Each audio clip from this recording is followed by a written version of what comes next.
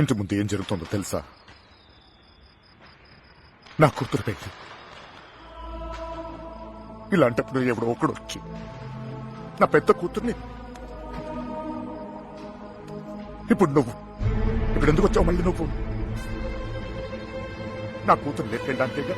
చెప్పు, లేపుకెళ్ళడానికేగా నా కూతురు? లేపుకెళ్ళాలంటే ఎంతసేపు సార్? లేపుకెళ్ళాలనే ఉంది. లేపుకెళ్ళగలను ఈ ధైర్యంతోనే సార్ మీ అమ్మాయిని ఇలాంటి పరిస్థితుల్లో కూడా ప్రేమించింది. ఎవడో మీ అమ్మాయిని లేపుకెళ్ళిపోయాడని మీరందరూ బాధపడుతూ ఉంటే నవ్వొచ్చింది. కానీ ఒక అమ్మాయిని లేపుకెళ్ళిపోతే ఒక తండ్రి ఎంత బాధపడతాడో మిమ్మల్ని చూసాకే భయం వేసింది. నేను ఎప్పుడు ఇలా ఉండేవాడిని కాదు సార్. ఆ కొట్టంలో ఉన్నప్పుడు కూడా చాలా సంతోషంగా ఉండేవాడిని సార్. కానీ ఇప్పుడు నా బాధ ఒకటి చెప్పుకోవాలో తెలియట్లేదు. చెప్పినా ఎవరి కథ వద్దో కూడా తెలియట్లేదు. ఆలోచించండి సార్. మీకు చెప్తేనే కరెక్ట్ అనిపించింది. నా బాధ మీ ఒక్కరికే అర్థం అవుద్దనిపించింది. వచ్చేసాను. లేపుకెళ్తానికి మాత్రం కాదు సార్. మీనా 2 నిమిషాలు కనపడిపోతేనే అల్లాడిపోయాను. 20 రోజులు మీ అమ్మాయి గురించి మీరు ఎంత అల్లాడిపోయారు అర్థమయ్యాక ఆ నొప్పి తెలిసినండి నేను ఆ పని చేయలేను సార్. చేయను కూడా. కానీ నా లైఫే ఇక మీద నుంచి ఎలా ఉంటుందో తెలియట్లేదు.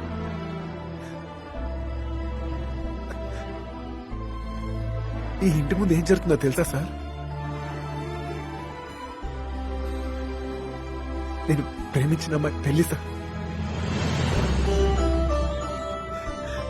ఈ పెళ్లి ఎక్కడ ఆగిపోద్దేమో అని మీరు టెన్షన్ పడుతున్నారు. ఈ పెళ్లి ఎక్కడ జరిగిపోద్దేమో నేను టెన్షన్ పడుతున్నాను. ఎలాగైనా మీ కూతురు కాపాడుకోవాలి మీరు, అలాగే నా ప్రేమను కాపాడుకోవాలి నేను. మన ఇద్దరు గుండె చప్పుళ్ళు ఒకటే సార్.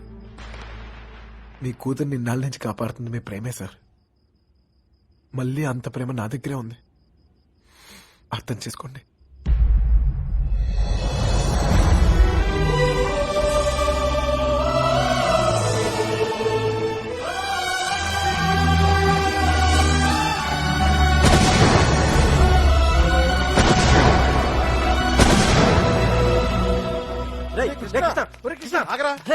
ఎక్కడన్నా ఎత్తగలరా నీకోసం? అక్కడ చూడరా మీనా నీకోసం వెయిట్ చేస్తుంది.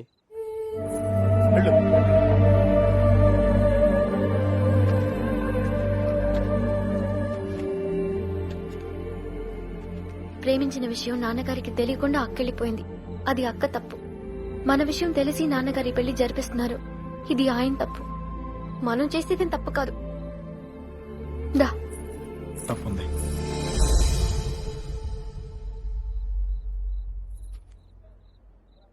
నేను ఈ ఊరు వచ్చింది మీ నాన్నకి మనం పడే బాధ గురించి చెప్తాను, కానీ నేను తీసుకెళ్తాను కాదు.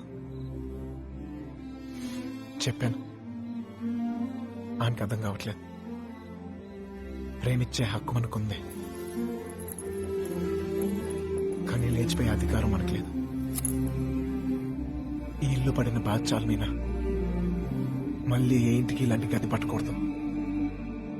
విడిపోదాం బాధే.